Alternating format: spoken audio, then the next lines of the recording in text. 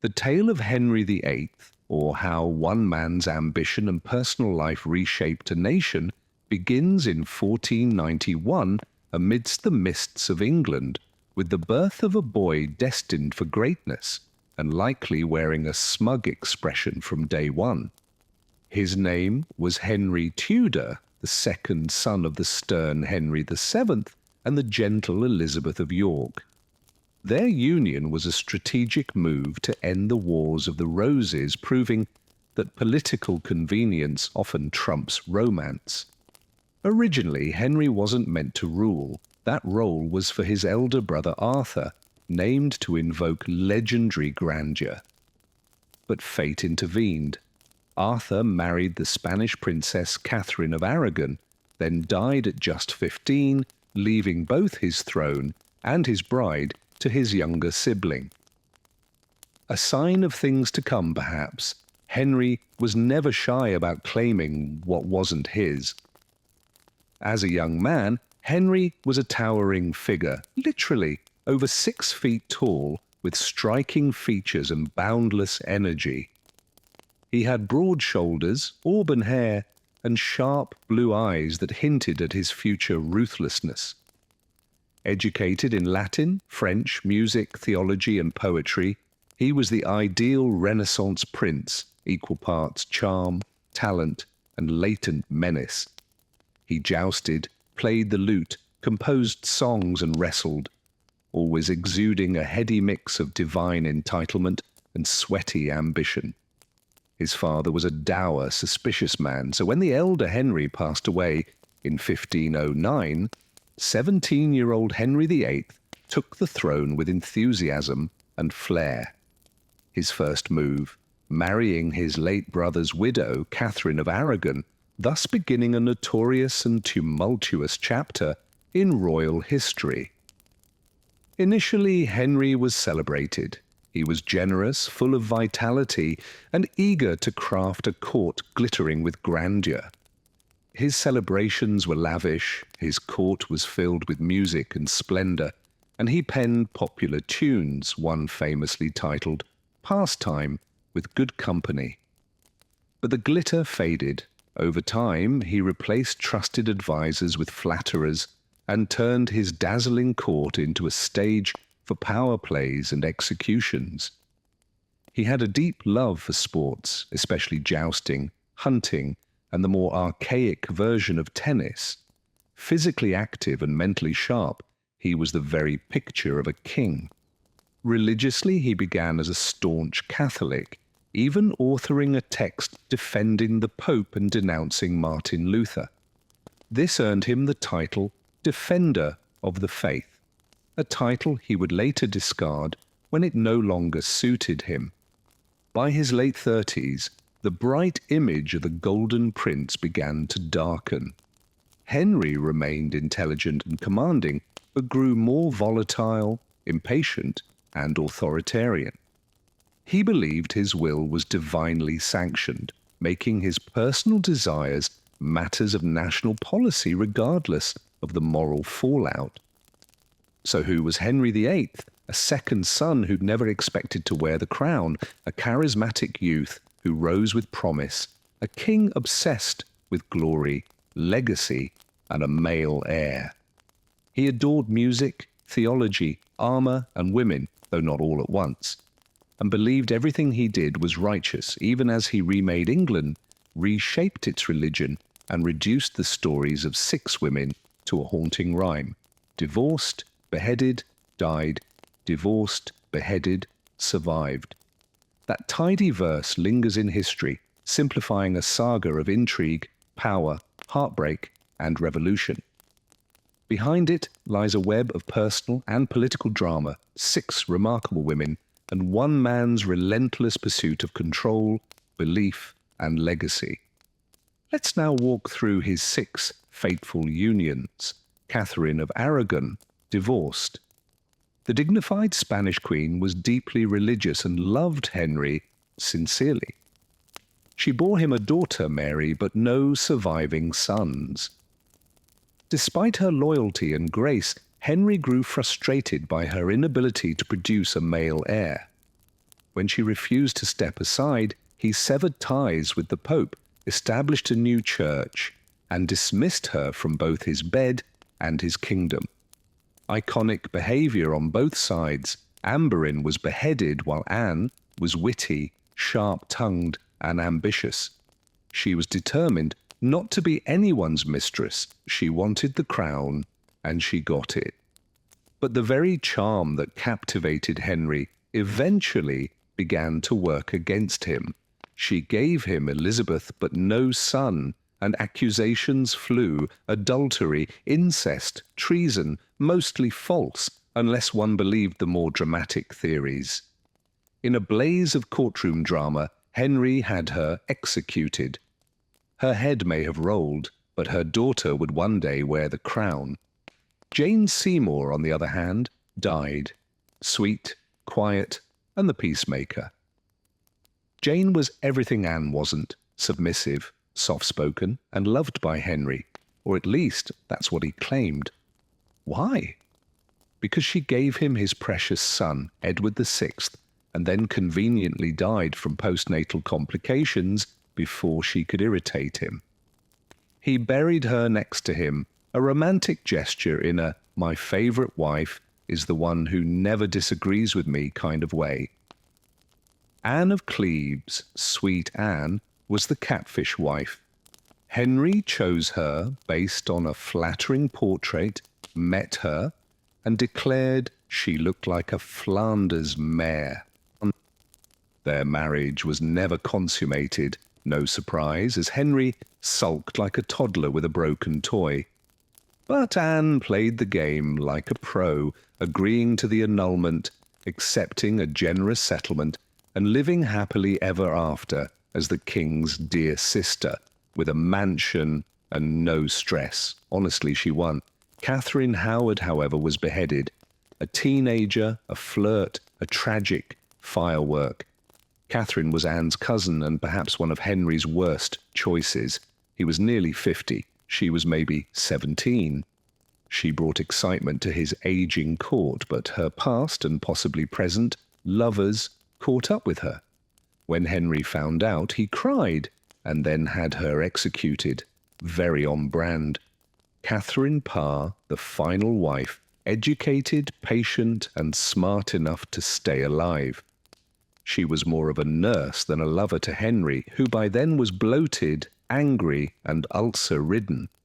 She cared for his children, soothed his temper, and quietly stayed in his good graces while secretly promoting Protestant reform.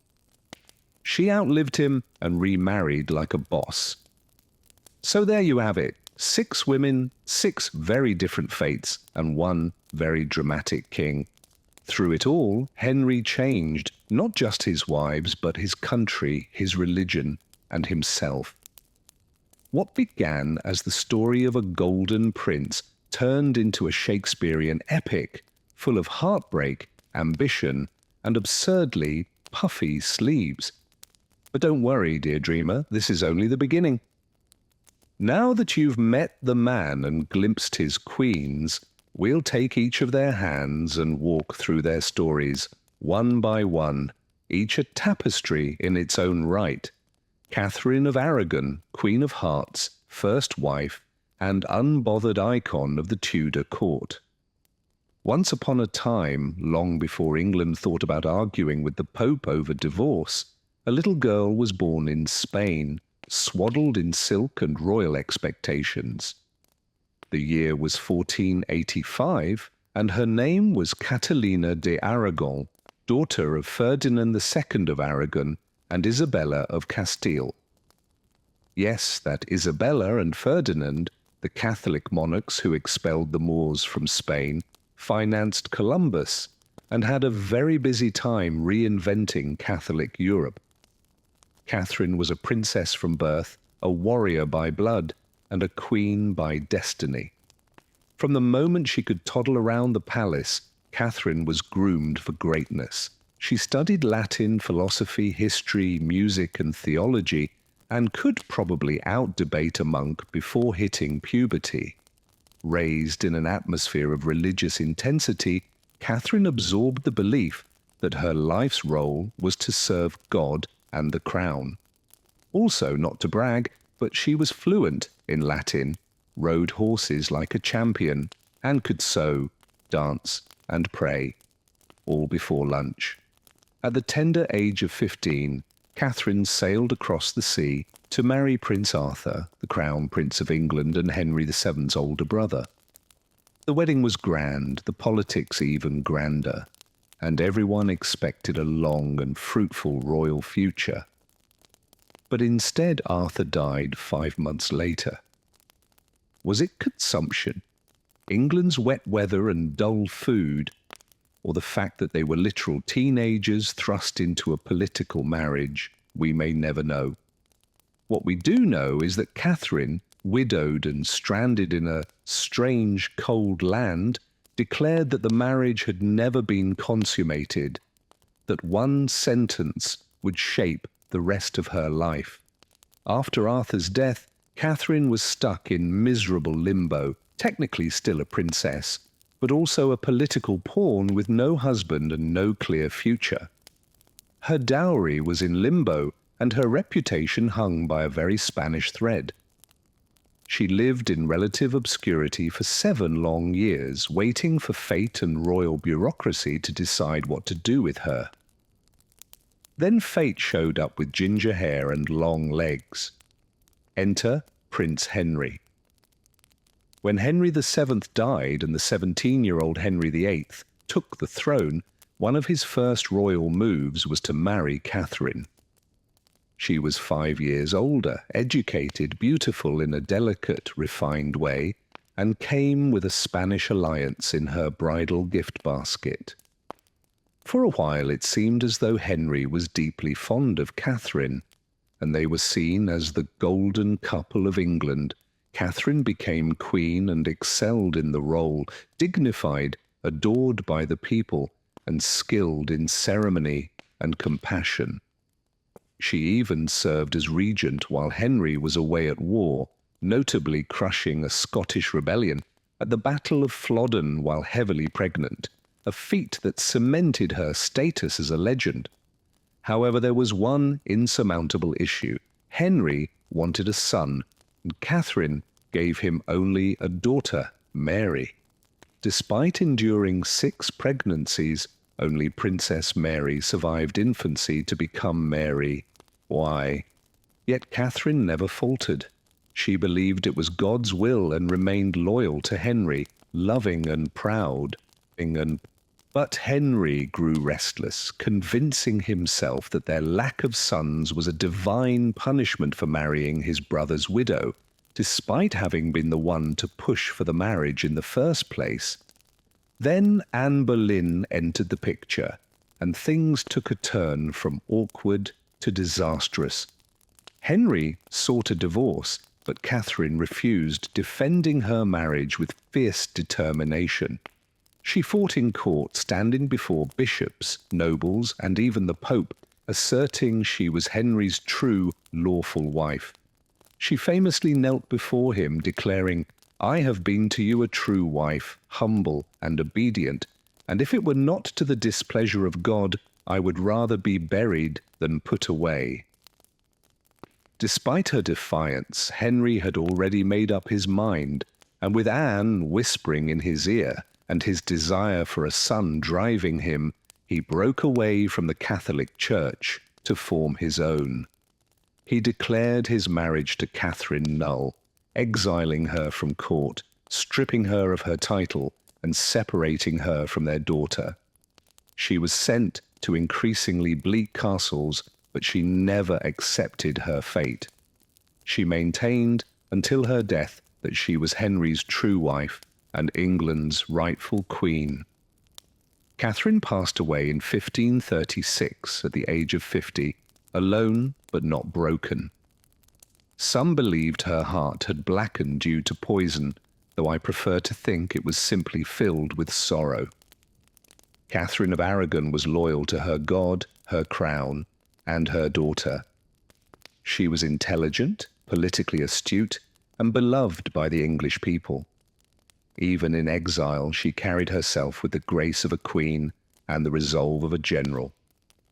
She lost her crown, her husband, but never her dignity, and when her daughter Mary ascended to the throne, Catherine's legacy was rekindled, even if only briefly. As for Anne Boleyn, born into a family with great ambition but no royal blood, she would go on to alter the course of English history. Born in the late 15th century in the countryside of Kent, Anne was the daughter of Thomas Boleyn, a skilled diplomat, and Elizabeth Howard from a noble family. From a young age, Anne's life was shaped by education, exposure, and high expectations. She wasn't raised to be docile, rather, her parents ensured she was trained to shine. She went abroad to serve in various European courts, where she gained an education far beyond what most English women of her time would experience. She first served in the Netherlands under Archduchess Margaret, learning languages, diplomacy, and etiquette. She then moved to France to serve Queen Claude, wife of King Francis I, where she flourished in French culture, learning about fashion, art, and Renaissance ideals. She returned to England fluent in languages and skilled in the art of charm. By the time Anne entered Henry VIII's court, she was not just beautiful, though her dark eyes, olive skin, and graceful neck certainly attracted attention, but poised, clever, and magnetic. Unlike her sister Mary, who had been the king's mistress and was often seen as a fleeting affair, Anne refused to be just another conquest. She demanded marriage if Henry wanted her, and thus began one of the most famous and transformative love stories in European history. Henry, already married to Catherine, was completely captivated by Anne's spirit. She was confident, challenging, and entirely different from the women he had been accustomed to. For Anne, the stakes were incredibly high. Becoming the king's mistress could elevate her family's standing, yes, but to aim for the crown itself required precision, ambition, and unshakable resolve. Henry pursued her relentlessly, sending passionate letters filled with longing and jealousy, promising her everything if she would simply be his. Anne, however, was strategic and cautious, refusing to yield unless he made her queen. She was determined not to be just another discarded lover. Henry's obsession grew into desperation. He appealed to the Pope for an annulment from Catherine, citing divine punishment and scripture, claiming his marriage to his brother's widow was cursed by God due to Catherine's failure to bear him a male heir. But the Pope, entangled in European politics and wary of offending Catherine's nephew, the Holy Roman Emperor Charles I, refused. So Henry did what any power-hungry monarch might. He declared himself the head of the Church of England, splitting from Rome and forcing his nation to choose between loyalty to the Pope and obedience to their increasingly erratic king. In 1533, Henry and Anne were secretly married, and shortly after, Anne was crowned queen in a grand ceremony. Yet public admiration for Catherine lingered, and Anne's moment was tinged with doubt. Now pregnant, she walked through Westminster Abbey in gold robes, savouring the triumph she had carefully planned. But fate had a cruel twist in store. She gave birth to a daughter, Elizabeth, a brilliant and fiery future queen.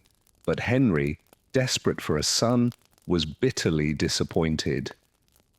Anne's newfound power quickly began to wane. While she remained Henry's wife and queen, her position was never truly secure. She had made powerful enemies at court, being too outspoken, too influential, and too much like the king himself in her refusal to play the obedient wife.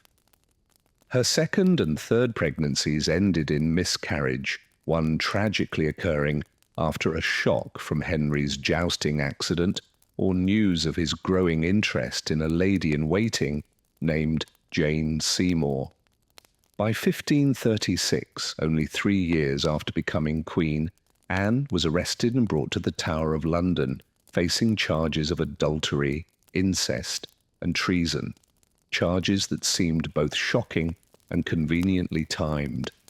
Her trial was more a royal execution than a legal process. Despite her eloquent and composed defense, it was clear the verdict had been decided long before the trial began.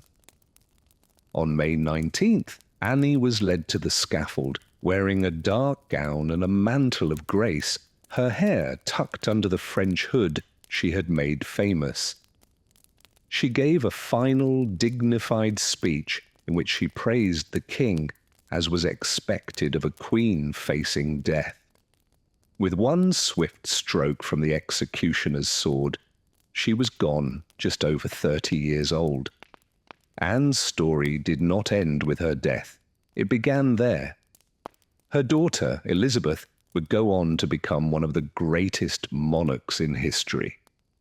The Reformation, sparked by her marriage to Henry, would reverberate through centuries, changing not just England but the entire landscape of Western religion.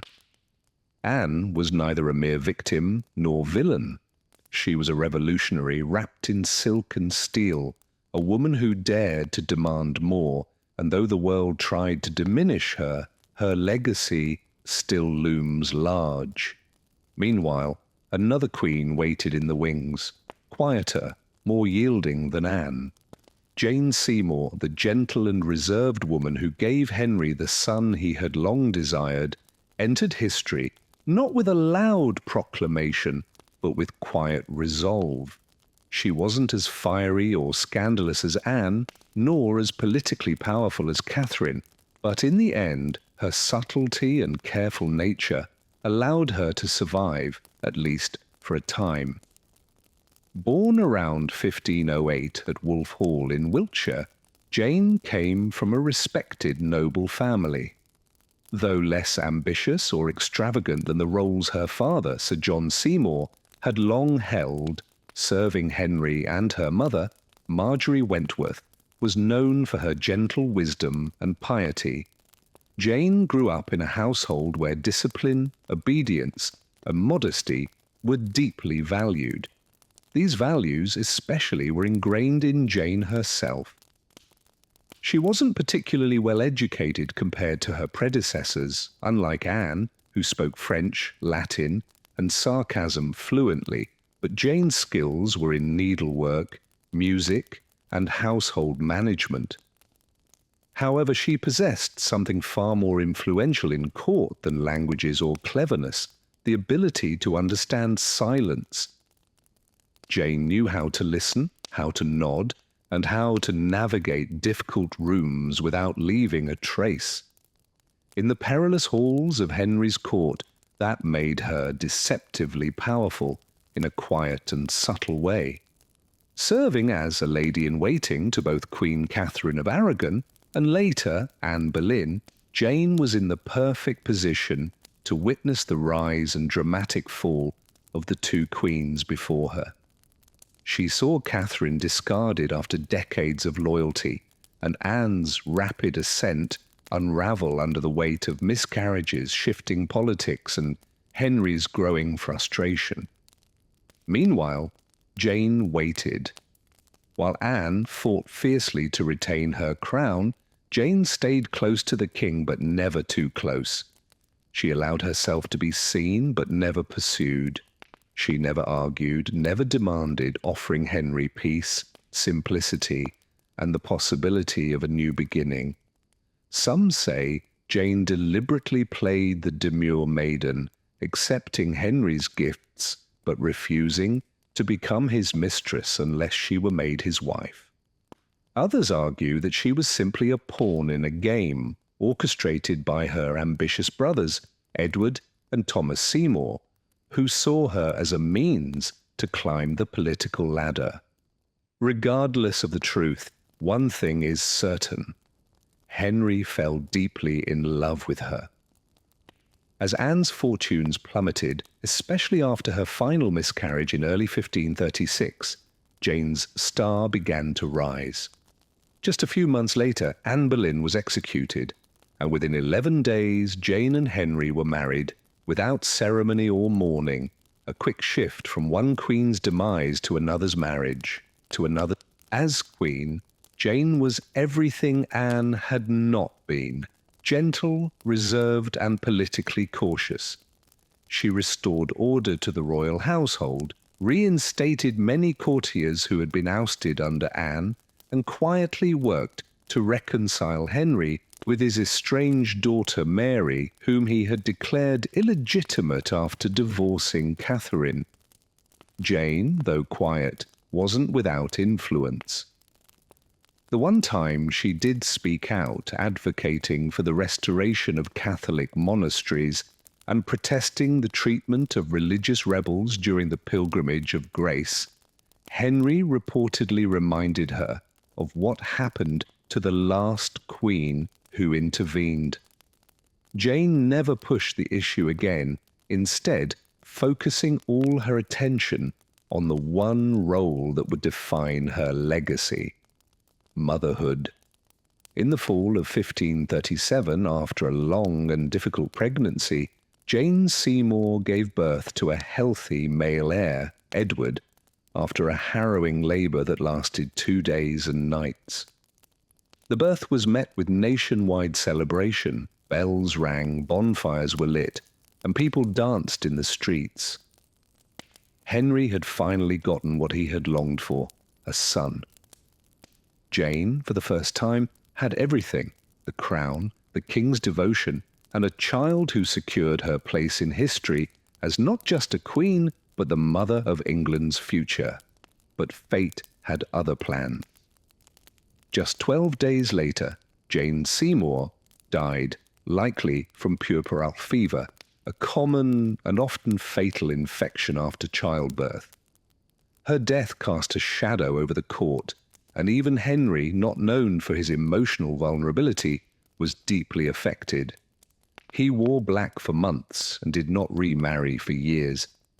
He declared Jane had been his true wife, the only one to give him what he had always desired. When he died, he requested to be buried beside her. Jane Seymour's reign lasted only 17 months, and in that time she left no scandal, no disgrace, no rebellion. She didn't reshape religion, write impassioned letters, or fall from grace in a dramatic way. But she did what none of Henry's other wives could. She delivered a son, cementing her legacy and securing her rise to power. Quiet, modest, and even considered dull, Jane's true power lay in her silence and stillness. In a court full of chaos and loud voices, Jane Seymour held quiet strength. White Dee, graceful and elusive, departed far too soon, leaving behind a lingering presence. As shadows grew longer, and the echoes of soft, noble melodies echoed through the hallways, another figure emerged from the folds of time. She wore no crown, only a knowing smile and impeccable timing. She arrived with a flattering portrait, left with a royal pension, and without a single crown to her name. She was the queen who knew when to fold, the woman who married England's most dangerous man and still walked away richer, safer, and with a real estate portfolio that outshone many modern influencers. Our story begins not in the bustling courts of England, but in the quieter, more structured lands of Cleves, which we now call Germany. It was the early 1500s, and young Anne, born in 1515, was being raised far from the scandals of Tudor history that would one day surround her. Though not royal, Anne was noble, the daughter of John III, Duke of Cleves, and Maria of Ulburg. Their region was known for its piety, modesty, and a practical upbringing that focused on domestic skills rather than courtly refinement. The girls in Cleves didn't spend their days perfecting dances or mastering the art of flirtation in French. They were educated, yes, but in practical domestic disciplines, sewing, music, and walking gracefully without tripping on their massive skirts. Unlike the English court, where every glance was a game and every smile a trap, Anne grew up in an environment that prized humility, simplicity, and stillness. For a time, she probably thought her life would follow this quiet, respectable path, far from the beheadings and courtly intrigue. But across the sea, King Henry VIII was once again looking for a wife, and Anne's name had landed on his shortlist. By 1539, Henry was a widower 3 times over, Catherine of Aragon divorced and exiled, Anne Boleyn executed, and Jane Seymour dead after giving him the long-awaited son. At nearly 50 years old, Henry was lonely, grumpy, and starting to grow rounder. While still powerful and dangerous, his mirror no longer reflected the golden figure of his youth.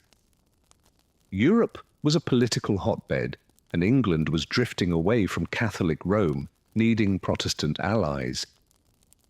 The Duke of Cleves, being Protestant and strategically placed, seemed like an ideal partner, and guess what? He had an unmarried daughter, a treaty was proposed, and a marriage discussed. But Henry, ever the romantic and not at all shallow, insisted on seeing what he was getting into first. Enter Hans Holbein, court painter and unwitting bringer of chaos. Holbein was tasked with painting Anne's portrait, creating a flattering image of a serene young woman with delicate features in fine gowns. Henry, upon seeing the finished portrait, was immediately taken with her. "She's a looker," he likely said, and a decision was made. Anne, however, had no idea what she was about to face. In January 1540, Anne of Cleves arrived in England, and the court buzzed with anticipation. Henry, eager to meet her, planned a surprise encounter. What better way to greet your future wife than by disguising yourself and sneaking into her chambers like a character in a Shakespearean play? Unfortunately, this did not go as planned. When Henry burst in pretending to be a charming stranger, Anne, raised in a more proper and restrained environment, responded with a polite, "Who are you and why are you touching me?" Henry, embarrassed and deflated, reportedly called her a Flanders mare in private, a cruel remark likely fueled more by his own insecurities than by her actual appearance. Most accounts agree that Anne was attractive, though not in the overly polished, flirtatious manner Henry preferred. She didn't sparkle with the charm he desired, and to a man like Henry, that was practically treason. Despite the personal disappointment, a treaty had been signed, and the wedding date was set. The alliance was crucial. So, despite his grievances, Henry married Anne on January 6th, 1540. To say the marriage was a disaster would be an understatement. Henry claimed he couldn't consummate the marriage, citing a lack of attraction, though some historians argue it had more to do with his health issues, ulcers, and mood swings. Anne, for her part, was likely confused. She had done everything asked of her, dressed appropriately, spoke gracefully, and tried her best, but Henry's affections were already elsewhere, focused on a young lady-in-waiting, Catherine Howard. By June, Henry sought an annulment, and instead of pleading, fighting, or weeping like his previous wives, Anne did something remarkable. She agreed. She accepted the annulment, citing non-consummation and a prior engagement, and in return, she was granted a generous settlement. Havre Castle, once the former Bin estate, ironically became home to several members of the dual staff, along with the honorary title of the king's beloved sister. She stayed in England attending royal events and surprisingly got along well with Henry and his children, especially Princess Elizabeth, who visited her often. She never remarried, never returned to Cleves, and unlike most of Henry's wives, she avoided disgrace, imprisonment, or any sudden fall from favour. She lived comfortably for another 17 years, outliving Henry, Catherine Howard, and Katherine Parr. She passed away in 1557 at the age of 41 or 42, and was buried in Westminster Abbey, becoming the only one of Henry's wives to be laid to rest there. History often overlooks Anne of Cleves as the ugly one, or the failed marriage, sandwiched between the drama of Anne Boleyn and the tragedy of Catherine Howard. But this is unfair. Anne was intelligent, diplomatic, and had enough self-preservation instincts to understand that sometimes, when married to a man with a sword and a short temper, surrender was the key to survival. She wasn't the wife Henry desired, but she was the only one who left on her own terms, preserving her life, wealth, and peace. And now, as the candles flicker and secrets linger in the air, the next queen waits in the shadows. She's young, too young, beautiful, lively, and naive. Her story will end in a way more akin to Anne Boleyn's than Anne of Cleves. Catherine Howard, the rose without a thorn, the crown without a future, the girl who danced too close to the fire. Once upon a time, not long after Anne of Cleves had made her graceful exit from Henry's suffocating affection, a new presence entered the royal court, sweet, bright, intoxicating, and utterly doomed. Her name was Catherine Howard. Barely a girl when she caught the eye of a king old enough to be her grandfather and dangerous enough to be her executioner. Born around 1523, Catherine was a cousin to the infamous Anne Boleyn, a connection that should have come with a warning: handle with care may attract kings and misfortune. She was the daughter of Lord Edmund Howard, a man struggling with more debts than dignity. The Howard family, though noble, was stretched thin across England like butter on burnt toast. When Catherine was young, her mother died, and her father, likely overwhelmed and unprepared, sent her to live with her step-grandmother, the Dowager Duchess of Norfolk, in a household that could generously be described as a chaotic, tutor-girl-boss boarding school. Catherine's upbringing was informal, in a household that was lively, large, and alarmingly undersupervised. It was here, still in her teens, that Catherine was exposed to flirtations, music, stolen kisses behind tapestries, and men who treated courtship like a sport. Two men, Henry Manx, a music teacher, and Francis Durham, a more forward suitor, played significant roles in her early life. While historians still debate the extent of these entanglements, one thing is certain: Catherine's name was already associated with rumours long before she ever wore a crown. Then, in 1540, just around the age of 17, everything changed.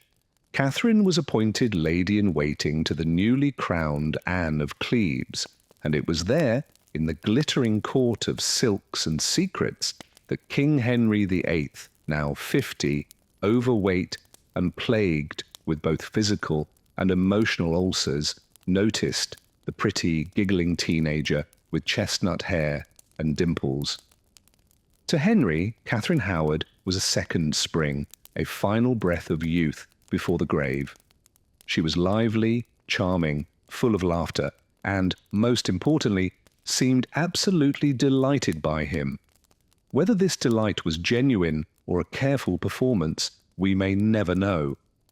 But to the king, increasingly bitter and bloated, Catherine was a balm, a distraction, a dream. By July 1540, just 19 days after annulling his marriage to Anne of Cleves, Henry married Catherine Howard, a teenager on the arm of a man now needing padding under his robes and assistance to climb stairs.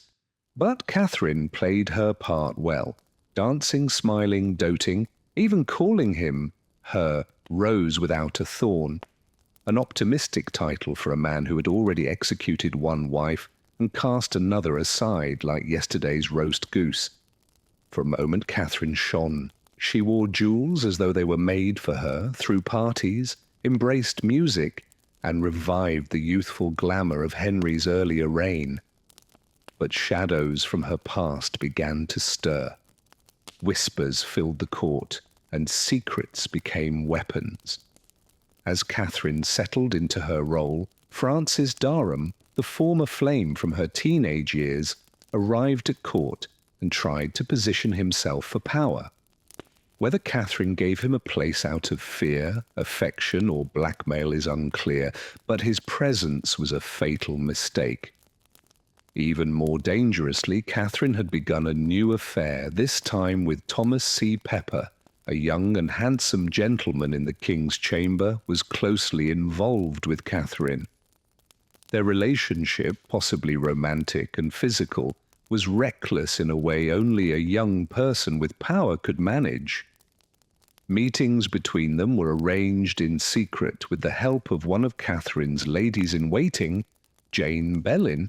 Yes, that Jane Boleyn, the widow of Anne Boleyn's brother, who had already witnessed the fall of one queen and seemed ready to take a risk again. But in the court, where secrets are rarely kept, rumours soon reached Archbishop Cranmer and quickly made their way to the king. When Henry found out about the accusations against Catherine, everything came to a halt. He had loved her, or at least loved how she made him feel young again. The betrayal, whether real or exaggerated by gossip, struck him deeply. He wept, raged, and refused to believe it at first, then demanded proof. When he had it, letters, testimonies, confessions, his grief turned to vengeance. Catherine was stripped of her title, confined to her rooms, and later imprisoned in Sion Abbey, where she descended into panic. Unlike Anne Boleyn, who had met her fate with eerie calm, Catherine unravelled. She begged for mercy, screamed, and temporarily lost her sanity with fear. When told of her impending execution, she asked for the block to be brought so she could practice laying her head upon it. She was only 18 when, on February 13th, 1542, Catherine Howard was taken to the Tower of London.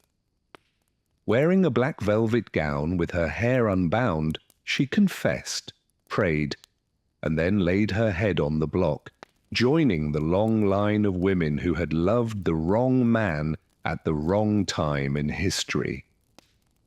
Catherine Howard's story is tragic, not just because of how it ended, but because of how little time she had to live it. She wasn't a schemer or a seductress with a master plan. She was a young girl tossed into the dangerous world of politics, a pawn in the hands of powerful families, and a girl whose charm became her death sentence. She wasn't perfect, but she was never fully prepared for the role she was thrust into. Yes, she made mistakes, but she also brought joy to a man no one else could please, laughed, danced, and loved, even as everything around her was falling apart. She is often remembered as foolish, but she should be remembered as human. Now, as the candle flickers low and the palace halls grow quiet, there's one more queen whose story deserves to be heard. Katherine Parr, clever and gentle, was the last wife of Henry VIII to survive him. She was a queen who read books, dodged blades, and outlived her husband. There are women who were born to be queens, and then there are those who become queens because they were simply too smart, too strong, and too organized to avoid it. Katherine Parr, Henry's sixth and final wife, was definitely the latter. She didn't arrive at court with starry-eyed dreams of royal romance. By the time Henry came into her life, she had already lived through 2 marriages, 1 plague outbreak, several religious revolutions, and more than enough reasons not to get involved with a man who solved marital issues with an axe. But she did get involved because her story was not just about love, it was about survival. Katherine Parr was born in 1512, the daughter of Sir Thomas Parr, a courtier and close friend of Henry VIII. Her mother, Maud Green, served as a lady-in-waiting to Catherine of Aragon, passing along not just courtly skills, but a deep admiration for the original queen's dignity and strength, qualities that Catherine would one day embody herself. Unlike some of Henry's other wives, Catherine's early life was marked by loss and learning. Her father died when she was young, and her first 2 marriages, to Edward Burke, a sickly nobleman, and then to John Neville, Baron Latimer, a kind older widower, were about duty rather than desire. She spent years managing households, acting as a stepmother, surviving rebellions, and quietly becoming one of the most well-educated women in England. Catherine spoke several languages, read Latin and Greek, and became deeply interested in religion, not the strict Catholicism of her youth, but the Protestant Reformation sweeping across Europe. By the time she was widowed for the second time, Catherine was 30, older than most brides, twice a widow, and seemingly content to retire from romance and live a quiet life of study and devotion. But then Henry VIII came into her life. At this point, Henry was 53, obese, chronically ill, and suffering from gout so severe he could barely walk. He also had a foul odour due to infected leg ulcers. Still, he was the King of England, and when he decided he wanted something, or someone, he would stop at nothing to get it. Henry observed Catherine's intelligence, kindness, and grace, and, to her dismay, he also noted her quiet beauty. She was tall, fair, and carried herself with dignity, avoiding drama. Unlike his previous wives, she wasn't prone to tantrums, scandals, or demands for change, which was appealing after 5 previous marriages. However, Catherine did not wish to marry him. Her heart belonged to another man, Thomas Seymour, a charming courtier and brother of the late Jane Seymour. The royal circle was truly insular, but when the king proposed, even a frightening and somewhat repulsive one had little choice but to accept. In 1543, Katherine Parr became Queen of England. Her life as queen was a complex balancing act. She was married to a volatile monarch, raising his 3 surviving children, Mary, Elizabeth, and Edward, who had been raised with different religious values and political destinies. She also worked behind the scenes to reconcile the royal family, particularly Henry with his daughters, who had been removed from the line of succession. Catherine's court was cultured and intellectual, filled with scholars, poets, and theologians. She even wrote and published books, something no English queen had done before. One of her most famous works, Prayers and Meditations, became a bestseller in Tudor England, a notable achievement considering that books of its kind could easily be banned and burned. Catherine's interest in Protestant reform soon raised suspicions. She read banned texts, hosted reformist thinkers, and even debated theology with Henry, a dangerous pursuit when your husband had a history of turning theological disputes into executions. At one point, Henry, or those around him, believed Catherine to be a heretic, and a warrant for her arrest was reportedly prepared. However, Catherine acted quickly, throwing herself at his feet and claiming that her arguments were only meant to distract him from his pain and demonstrate her loyalty. Henry, flattered and reassured, cancelled the arrest. In 1547, just 4 years after their marriage, Henry VIII passed away. Catherine was his 6th wife and the only one to outlive him. Finally free, she didn't retreat into quiet widowhood. Instead, she did something unexpected. She married for love. She reunited with Thomas Seymour, the man she had once wanted to marry before the king claimed her. Unfortunately, this marriage was filled with scandal.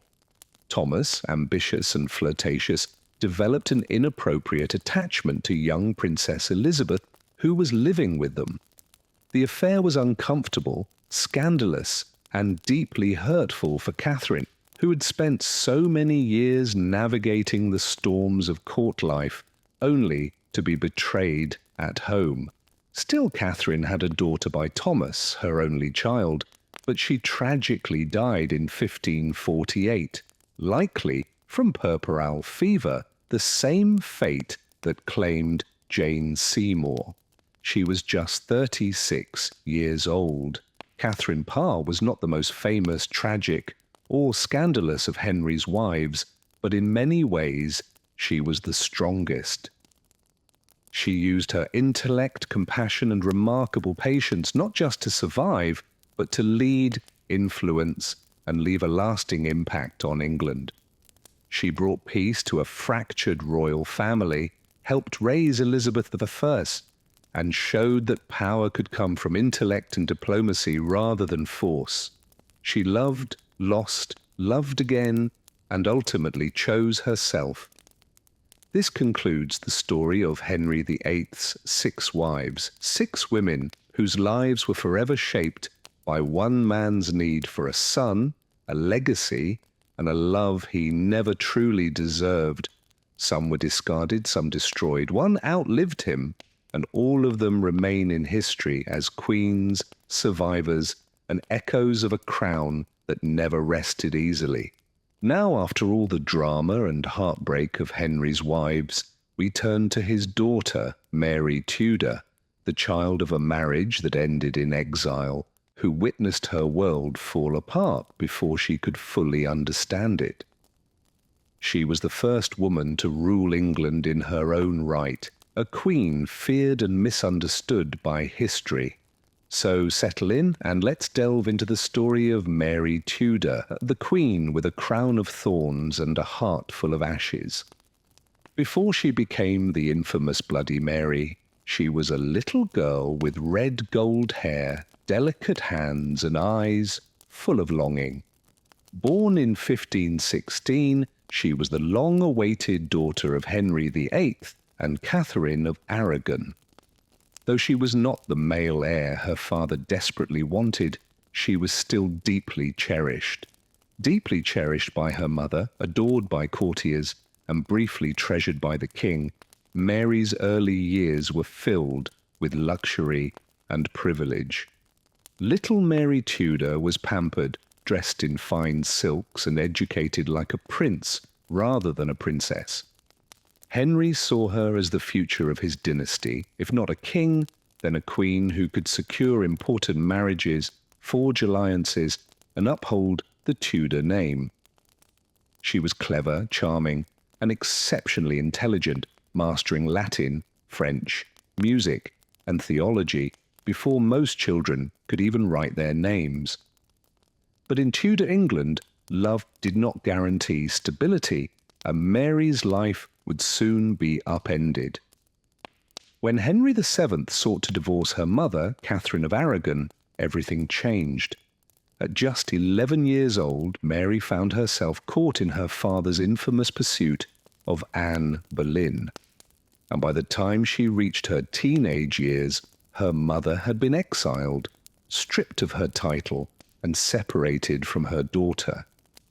Mary, once England's adored princess, was declared illegitimate, reduced to Lady Mary, and forbidden from seeing her mother.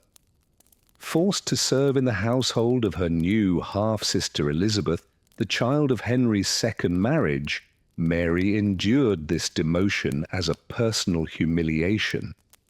Even in exile, Catherine urged her daughter to resist acknowledging Anne as queen or Elizabeth as legitimate. Mary held firm, defying her father for years. But when her mother died in 1536, abandoned and disgraced, Mary lost the one person who had always protected her. Overcome with grief and fearing her father's wrath, Mary signed a document renouncing her claim to the throne and acknowledging her father as the supreme head of the Church of England. It felt like a betrayal to her, and she would never forgive herself. The following years were marked by silence and solitude. Mary moved like a ghost through her father's court, present but invisible. While she was allowed to regain some favour, she was always watched and distrusted. The Protestant Reformation gained ground in England, and as a staunch Catholic, Mary was seen as a relic of the past, a threat to the new order. When Henry died in 1547, his young son, Edward VI, ascended the throne at just 9 years old, surrounded by Protestant advisers eager to erase Catholicism. Under Edward's reign, Mary was once again pressured to abandon her faith, to worship in English, and to abandon the rituals that had defined her soul. Quietly but resolutely, she refused, enduring threats and the arrest of her allies. Then, in 1553, when Edward died at 15, his council tried to block Mary's ascension by declaring Lady Jane Grey queen, but they underestimated Mary. At 37, she rode out from her estate, rallying both commoners and nobles to her side. Her faith, lineage, and unbroken dignity sparked a revolution. Lady Jane's reign lasted just 9 days, and Mary entered London to cheers. For the first time in England's history, a woman claimed the throne by right, not marriage. However, ruling was not the same as surviving. Now a queen, Mary ruled a kingdom that no longer reflected the world she had known. She was a Catholic monarch in a Protestant nation, a female ruler in a male-dominated world. Despite her desire for peace and unity, her reign soon descended into suspicion, rebellion, and notoriety. Determined to restore Catholicism, Mary reversed Edward's reforms, reinstated papal authority, and married Philip II of Spain, hoping to strengthen ties with her mother's homeland. But the people despised the match. Philip was distant, cold, and ambitious, while Mary loved him far more than he loved her. Her reign became marked by brutality as she sought to restore Catholicism, executing nearly 300 Protestants by burning them at the stake. The public, once loyal, began to fear her, calling her Bloody Mary. Yet Mary believed she was saving souls, not acting out of cruelty. She was a fervent believer, a woman whose childhood had been torn apart by religious conflict, desperately trying to restore order to England in the only way she knew. Her marriage faltered as Philip spent most of his time abroad, and Mary suffered multiple false pregnancies, each one filled with hope, only to end in heartbreak. She longed for a child, not just to continue the Tudor line, but to secure the throne. Of her Protestant half-sister Elizabeth, but no offspring arrived by 1558, Mary was physically shattered, racked by agony, perhaps from ovarian cancer or an unknown infection, and burdened by a heavy heart, discontented subjects, and a legacy already darkening. She died on November 17th at 42, bequeathing the crown to the very sister she had sought to exclude. Laid to rest in Westminster Abbey beneath an unadorned slab, Mary would later share that tomb with Elizabeth, whose epitaph would proclaim, "Partners, both in throne and grave." Is it not the cruelest twist of fate that history remembers her as Bloody Mary, the monarch who burned her people when she was also the motherless child, the sidelined princess, the sister who battled for her birthright, and the ruler whose power lay not in charisma or ambition, but in relentless endurance? Imperfect though she was, she established the path for England's greatest sovereign. Now, dear dreamer, the candles glow not dimmer but brighter, for from Mary's sorrow emerges a flame, Elizabeth the Feigned, who transformed near ruin into a luminous reign. When Elizabeth Tudor was born on September 7th, 1533, in the lavish halls of Greenwich Palace, autumnal light filtered through stained glass as hope and apprehension mingled in the air.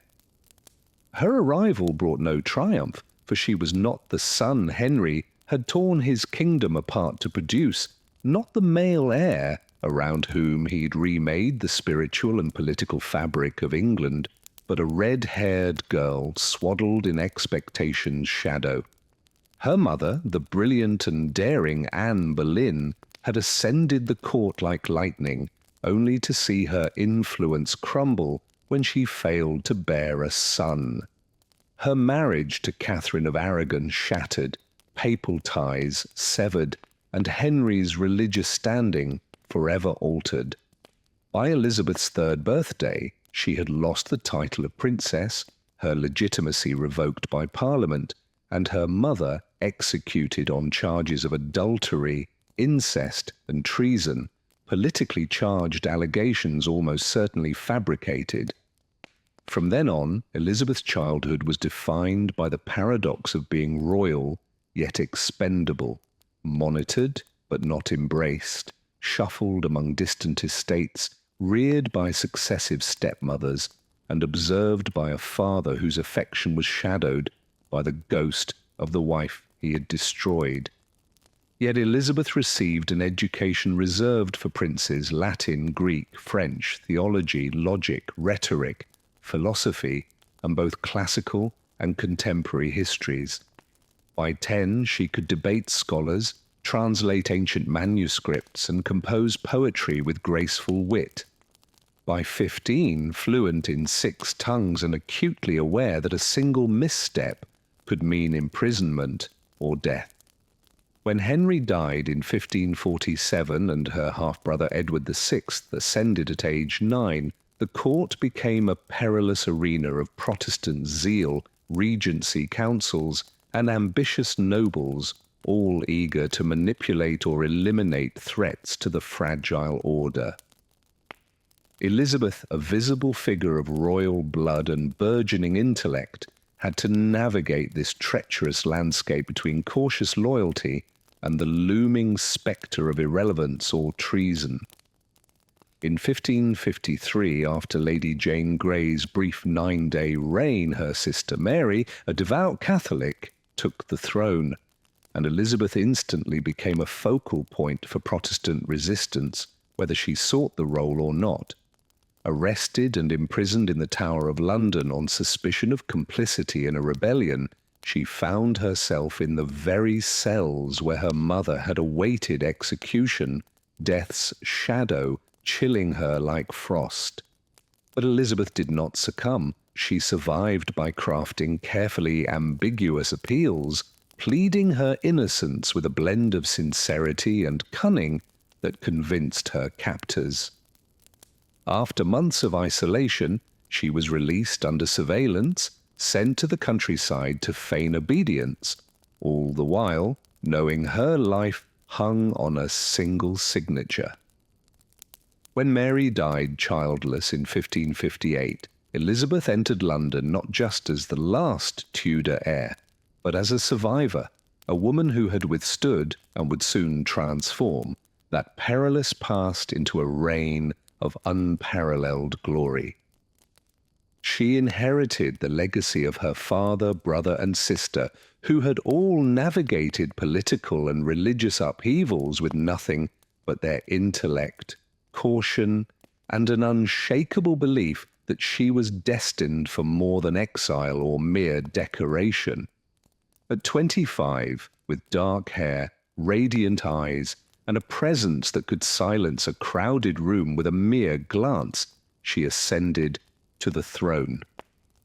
From the start of her reign, it was clear that marriage was expected of her, not only because a queen ruling alone was deemed unnatural, dangerous, and vulnerable to manipulation, but because the survival of the dynasty and the peace of the realm seemed to rely on producing a legitimate male heir. However, she, ever the tactician, refused to hand over her power to a man, resisted being tethered to the ambitions of foreign princes or domestic nobles, and instead created a powerful narrative around herself as the sole sovereign woman, declaring herself married to her kingdom, her crown, and her people. She spun the story of the Virgin Queen so skillfully that it became not a weakness but a divine strength, using her unmarried status as both a diplomatic tool and a shield of independence that allowed her to stay above the politics of courtly alliances. For decades, suitors were kept at bay. Philip II of Spain, Archduke Charles of Austria, the Duke of Anjou, and others, all dangling the prospect of alliances but never sealing the deal. This allowed her to remain free from the constraints of factional marriages at court.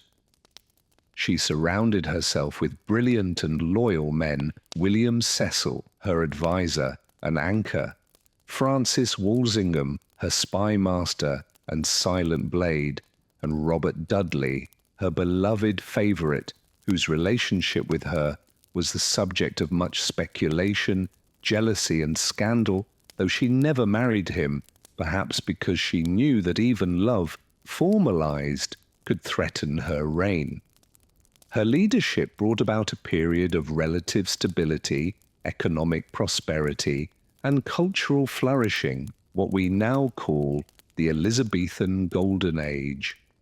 It was a time when poets, playwrights, and philosophers thrived, turning the English language into something vibrant and dynamic. Figures like William Shakespeare, Christopher Marlowe, Edmund Spenser, and Ben Jonson redefined English literature, and the arts became a source of national pride. In international politics, she exhibited the same blend of charm and ruthlessness that had defined her rise. She skillfully navigated the complex European political landscape, supporting Protestant causes abroad without openly committing to war, and sponsoring explorers like Francis Drake and Walter Raleigh, who expanded England's reach and filled its coffers. When the Spanish Armada sailed toward England in 1588, meant to crush her reign and restore Catholic power, Elizabeth stood firm.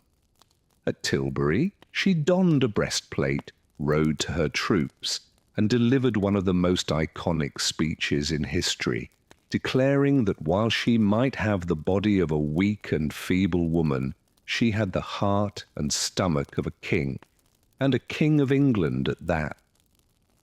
When the Armada was defeated by both English courage and the intervention of storms, Elizabeth's legend was sealed. As the years passed, Elizabeth remained unmarried and childless, increasingly isolated as her old friends died and her favourites faded. Though her reign was secure, her heart grew lonelier. She wore her crown like armour, and her powdered face and towering wigs became part of the royal spectacle, distracting from the frailty beneath. She danced less, laughed less, and trusted fewer, but she never stopped ruling. She passed away in 1603 at the age of 69, having ruled for 44 years, the last monarch of her dynasty and perhaps its greatest. Though she left no heir, she left a legacy. Elizabeth I was never meant to be queen. She was born the daughter of a disgraced mother and a father who had ordered her mother's execution. Yet she transformed herself into Gloriana, Astrea, the Virgin Queen, a woman so powerful, radiant, and brilliant that generations would look back at her reign and call it a golden age. She proved that a woman could rule not as a placeholder, a wife, or a pawn, but as a sovereign in her own right. She took the broken pieces of a crumbling dynasty and forged from them an era of art, exploration, and myth. Though her bloodline ended with her, her story became legendary. So, dear dreamer, as the night falls and the candle flickers, let us remember her not just as a queen, but as a survivor, a woman of unyielding will and extraordinary brilliance who changed the course of history simply by refusing to be anything less than exceptional.